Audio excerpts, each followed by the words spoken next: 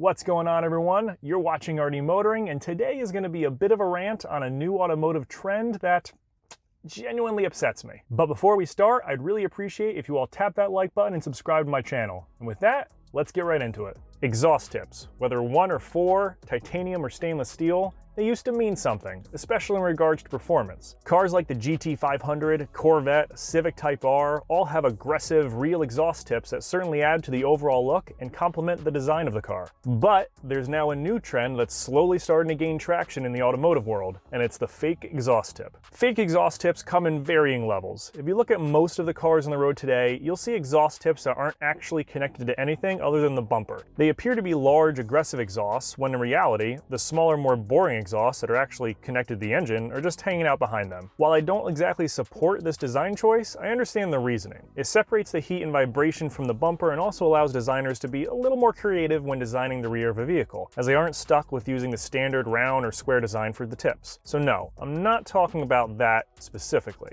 It only starts to bother me when manufacturers try to do everything they can to have a great looking standard exhaust, except just make it a regular exhaust. This first stood out to me with the 2020 Ford Explorer ST.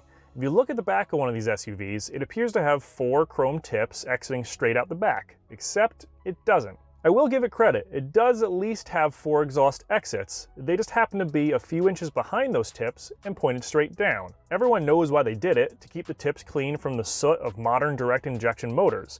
But in my opinion, this just completely cheapens the look of the car, and once you notice it, you can't unsee it. In reality, they should have just pointed them straight back and let the owners clean them up every once in a while.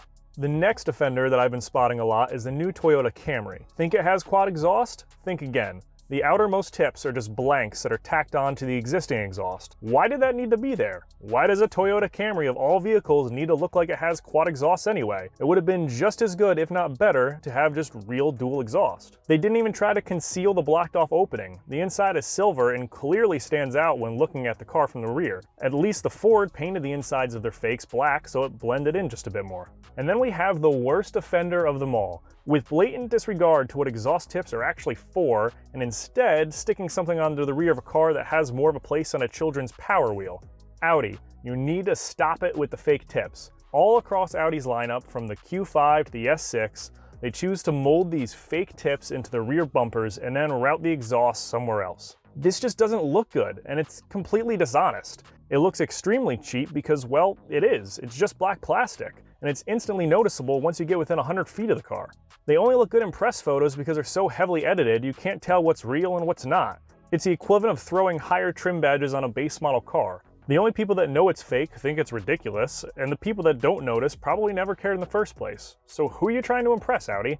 I even dare to say that this type of deceit is downright offensive. I did, after all, have to make a YouTube video with the sole purpose of complaining about it. So what do you guys think of this move to fake exhaust tips? Are there any exhaust tips on other vehicles that you just can't stand? And leave a comment below with other automotive trends that you think just need to stop.